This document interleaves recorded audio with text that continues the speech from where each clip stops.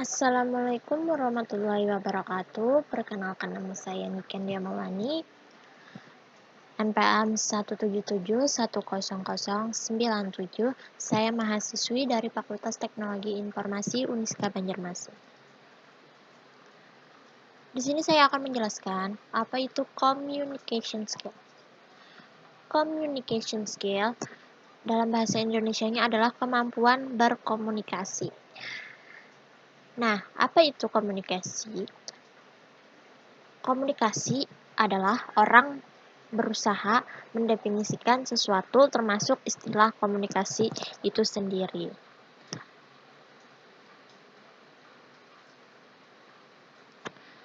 Nah, di sini ada unsur komunikasi. Proses komunikasi. Yang pasti ada komunikator, ada pesan, ada media yang ingin disampaikan, terus ada barriers, terus ada konteksnya, dan ada audio. Dan juga ada efek. Serta ada feedback, yaitu atau apa sih, seperti kayak tanya jawab gitu ya, seperti itu. Siapa yang perlu berkomunikasi? Semua orang bisa berkomunikasi. Dalam kehidupan sehari-hari pun kita pasti berkomunikasi satu sama lain, karena berkomunikasi itu emang sudah hakikatnya kita sebagai manusia. Mengapa kita perlu berkomunikasi? Mengapa? Karena komunikasi itu sangat diperlukan dalam kehidupan sehari-hari. Nih, komunikasi sosial.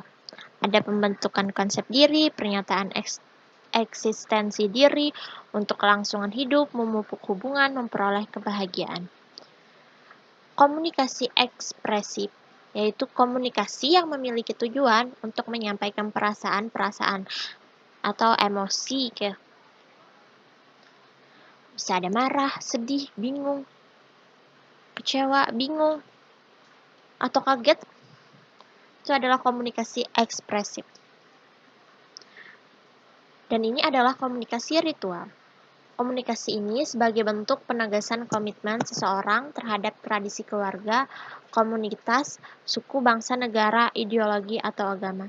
Contohnya seperti orang sholat. Dia berkomunikasi kepada Tuhannya, tergantung agamanya masing-masing.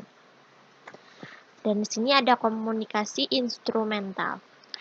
Komunikasi ini bertujuan untuk menginformasikan, mengajar, mendorong, mengubah sikap dan keyakinan, dan mengubah perilaku atau menggerakkan tindakan, dan juga menghibur. Di situ ada guru dan seorang yang sedang berpidato. Komunikasi lisan atau retorika. Komunikasi ini adalah kumpulan kemampuan berpikir dan menyampaikan pikiran dengan ungkapan kata-kata yang mudah dipahami oleh orang lain. Jadi orang tuh mengerti keltuna. Mudah juga memahami apa yang kita sampaikan. Di sini ada komunikator. Komunikator seseorang yang harus memiliki isi pesan yang akan disampaikan, harus memiliki suara yang dapat didengar oleh orang lain, harus memahami orang yang diajak berkomunikasi, harus memiliki cara yang tepat dalam menyampaikan pesan. Aspek-aspek komunikasi lisan.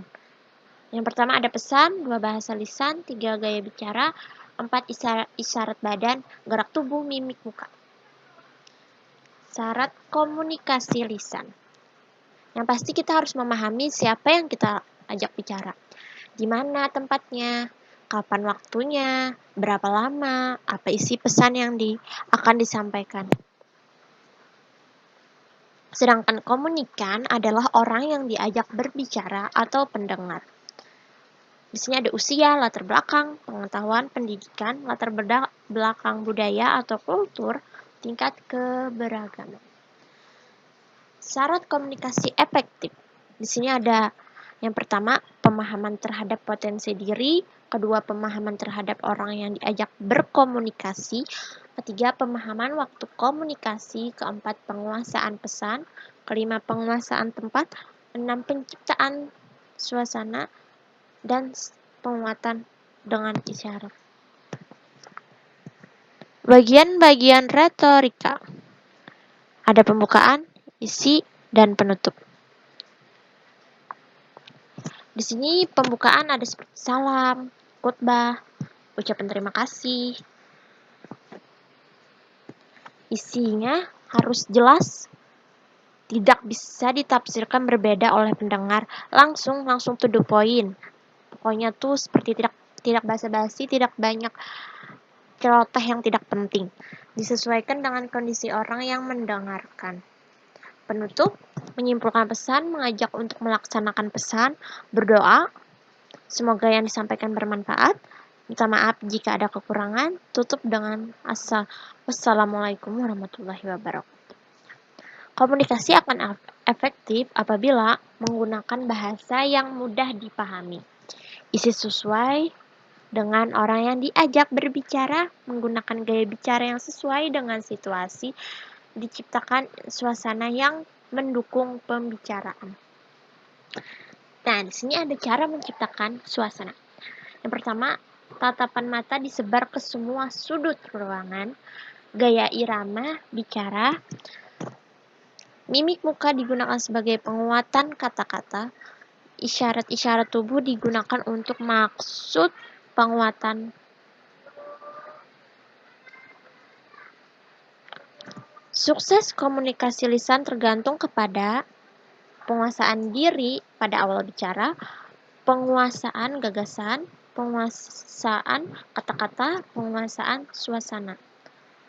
Dan ini adalah retorika, yaitu keterampilan itu perlu dilatih.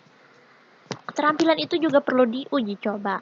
Keterampilan menyangkut penggunaan anggota tubuh, mulut, mimik muka, tangan, dan wajah.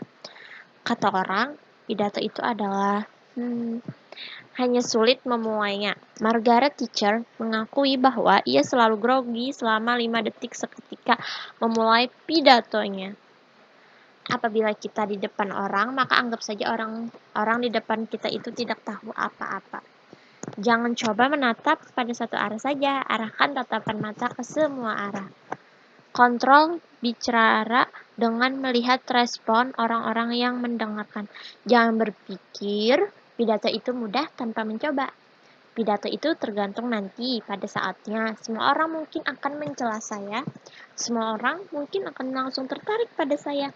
Semua orang akan paham seperti apa yang saya pahami. Berpikirlah bahwa saya bisa karena saya telah menguasai semuanya. Saya bisa yakinkan orang lain tanpa meremehkan mereka. Selamat mencoba. Terima kasih. Presentasi dari saya.